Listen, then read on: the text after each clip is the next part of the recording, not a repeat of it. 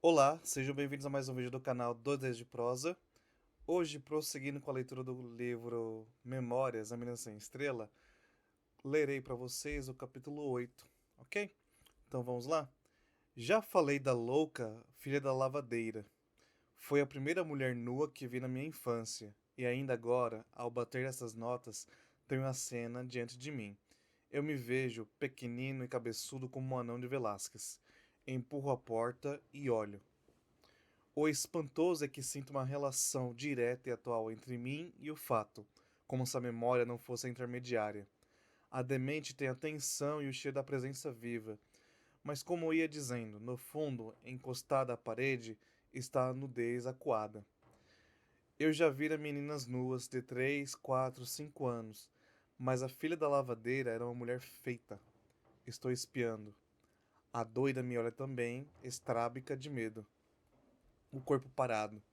Mas eis que se torce e destorce numa súbita danação. A última imagem que fica em mim, cravada em mim, é de uma nudez que se enrosca em si mesma. Fujo, então, apavorado. E o estranho é que nunca abri a boca para contar esse episódio de infância. Ninguém sabia. Eu jamais disse ao irmão, a um amigo, a ninguém. Aos 6 anos de idade, vi uma doida nua. E como a moça não falava, era louca e muda, também ela não trairia o segredo inútil. Eis como, através das gerações, ninguém nos confiou. Ninguém. Aos 54 anos, começo as minhas memórias e decido. Vou contar. Feita a confidência, senti uma espécie de paz, tardia, mas reparadora. Ela morreu há muito tempo. Uma demente, e ainda mais, filha de lavadeira e viúva, morre mais que os outros, e essa nudez, entrevista por um garoto, é talvez o único vestígio de sua passagem terrena. Não deixou um nome, um rosto, um gesto, um grito. É apenas e para sempre essa nudez acuada no fundo do quarto. Um ano depois, vi a segunda mulher nua de minha vida. Estamos ainda na Rua Alegre, na mesmíssima aldeia campista. No fundo à esquerda da minha casa, numa colina, o Instituto João Alfredo, mais longe, e Maxwell, a chaminé da Fábrica Confiança. Tudo aconteceu nas mediações do carnaval. A cidade estava incendiada de batalhas de confetes, e houve uma na Praça Sem Penha. O carnaval era, então, um alto acontecimento erótico. Hoje não. Hoje, com a nudez indiscriminada e frenética, os jogos do sexo não ardem mais. O último carnaval foi de uma aridez desesperadora na sua castidade absurda. Nunca a mulher foi tão pouco desejada. Na minha infância, todos os nus estavam vestidos. Bem me lembro dos dominós, das caveiras, dos pierrots. O pudor não fazia concessão. E uma noite, lá fomos nós. Eu e outros meninos, levados por senhoras vizinhas. A praça se empenha era uma beleza total. Em cima do meio-fio, eu olhava o lerdo escoamento do curso. Os carros abertos passavam, com meninos na capota, nos paralamas. E, súbito, ouviu-se um silêncio ensurdecedor. Lá adiante vinha outro carro aberto, e dentro dele, em pé, uma odalisca. Podia ser 20 vezes odalisca e não teria importância. O pior é que havia uma abertura na fantasia, por onde irrompia o cavo e deslavado umbigo. Eu falei nudez e já retifico.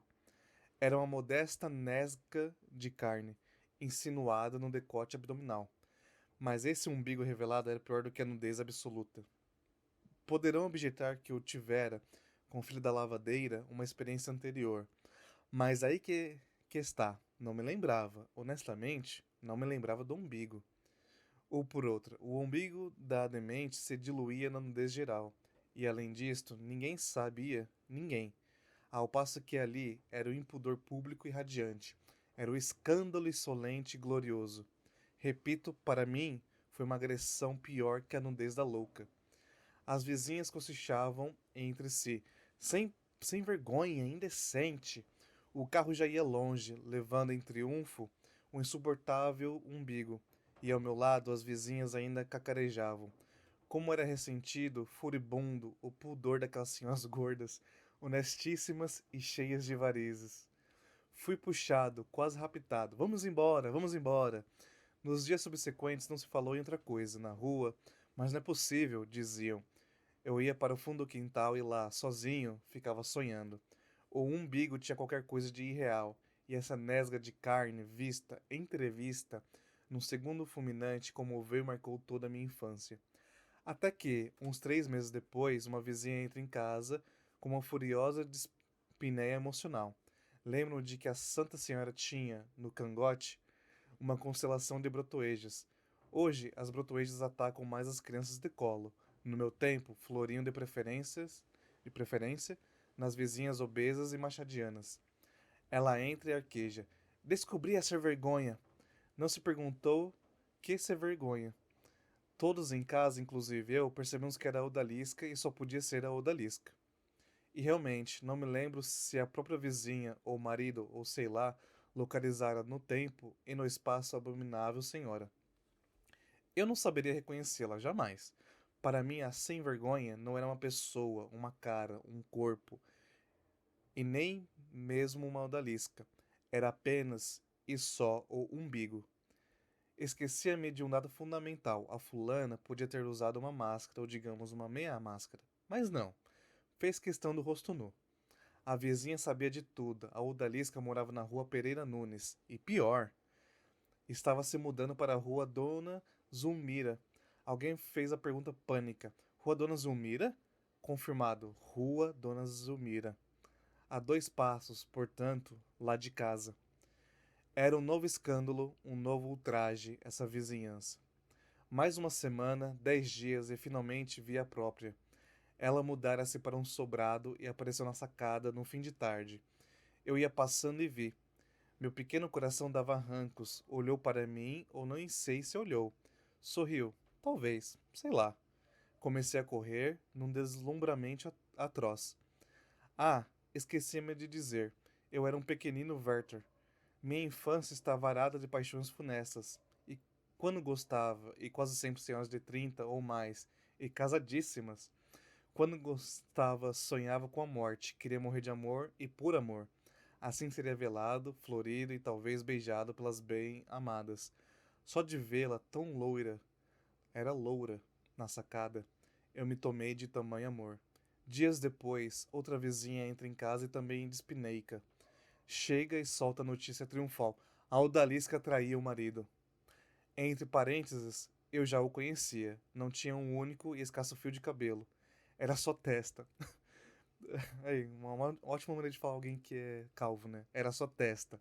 Uma testa que começava na frente e ia terminar cá atrás, no cangote.